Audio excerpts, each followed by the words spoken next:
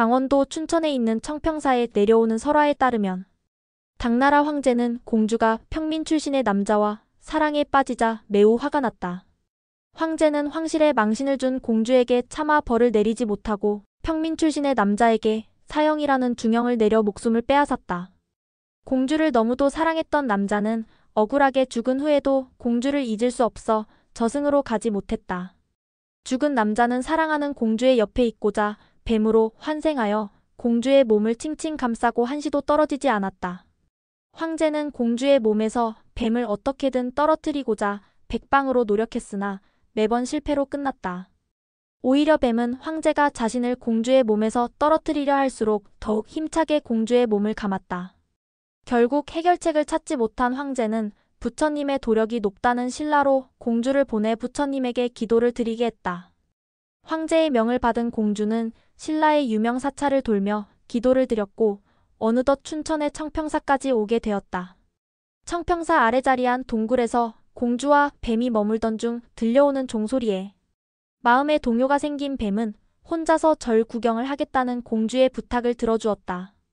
그러나 이대로 공주가 도망칠까 두려워진 뱀은 공주를 찾기 위해 청평사로 따라 들어섰고 그 순간 하늘에서 내리친 벼락에 맞아 죽는다. 벼락을 맞고 죽은 뱀을 본 공주는 10년 동안이나 자신을 괴롭힌 뱀에서 벗어나게 되었다는 기쁨도 잠시, 한때 자신이 사랑했던 남자에 대한 미안함과 회한이 가슴 깊이 밀려왔다. 그래서 죽은 뱀이 극락에 갈 수 있도록 청평사에 석탑을 세우고 기도를 올렸다. 조선 왕조실록에 기록된 유난인과 관련된 뱀의 이야기도 청평사의 상사뱀 설화와 내용이 비슷하다. 유난인이 지방에서 아름다운 외모를 가진 기생을 첩으로 데려오자 본처는 질투를 견디지 못하고 죽었다. 본처가 뱀으로 환생한 것인지는 모르지만 아내를 장사 지내는 순간부터 뱀 한 마리가 계속 유난인을 따라다녔다. 본처를 학대하고 내친 자신에게 복수하기 위해 뱀이 나타났다고 생각한 유난인은 두려움에 떨다가 결국 병이 들어 자리에 눕고 말았다.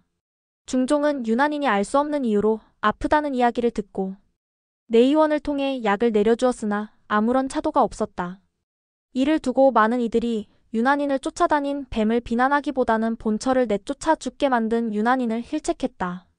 즉 유난인을 쫓아다닌 뱀은 본처였으며 남편에게 상처 입은 수많은 여인의 마음을 대변하는 것이었다.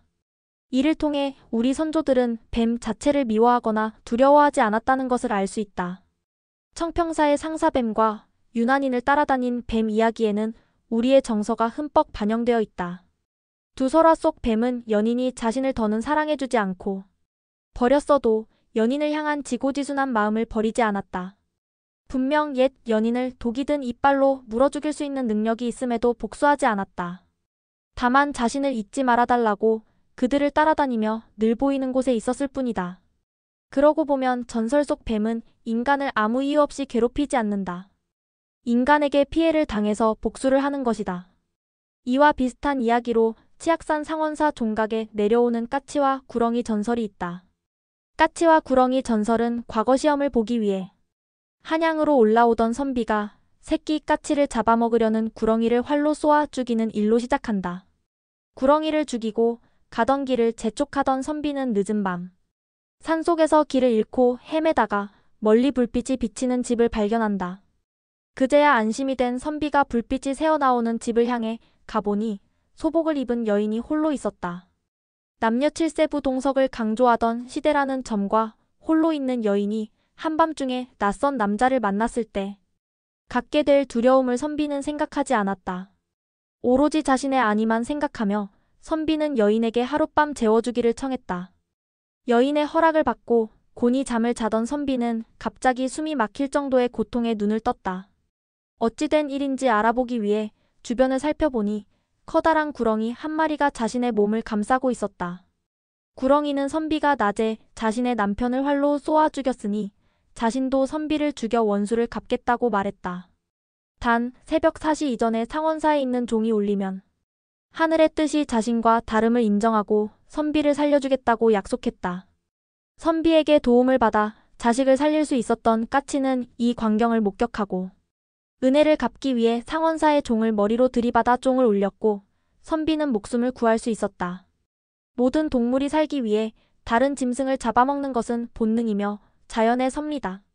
그런데 아무 연관이 없는 사람이 어쭙잖은 윤리적 잣대를 들이대며 자신의 남편을 죽였으니 구렁이 아내는 무척이나 억울했을 것이다. 그래도 구렁이 아내는 선비를 찾아가 바로 죽이지 않았다. 오히려 선비가 남편을 잃은 구렁이의 집으로 찾아 들어온 것이다. 그런데도 구렁이 아내는 선비에게 살 기회를 주었고 자신이 내뱉은 약속을 지켰다. 이 이야기는 해서 동물보다 더 잔인하고 약속을 지키지 않는 인간보다 구렁이가 훨씬 더 인간적이고 훌륭하다는 생각이 든다. 이 외에도 선조들은 뱀을 우리의 삶을 지켜주는 업신앙의 대상으로 여겨왔다. 업신앙이란 두꺼비, 지네 같은 동물이 가정을 지키는 수호신이라고 믿는 것인데 대표적 동물이 구렁이다. 선조들은 구렁이가 집 주변에 나타나면 큰 비가 온다고 믿었고 추녀 근처나 집안에 구렁이가 나타나면 가족 중 누군가에게 좋지 않은 일이 생긴다고 보았다.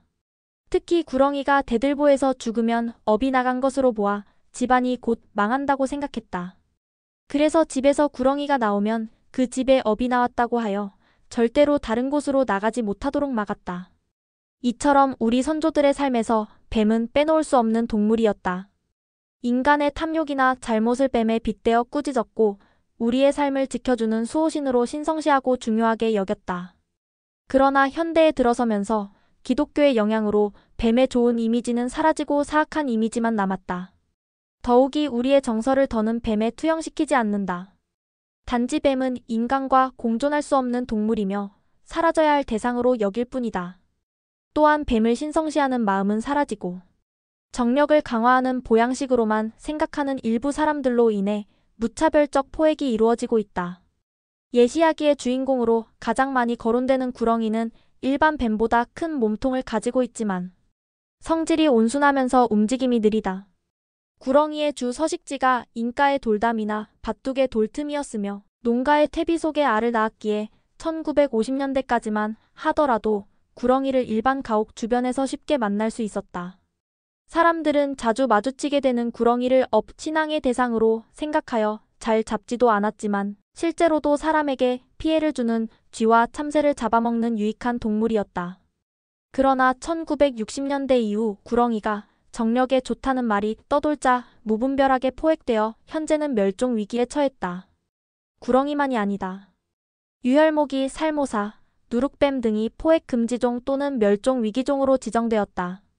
그런데도 무차별적인 포획은 그치지 않고 있다.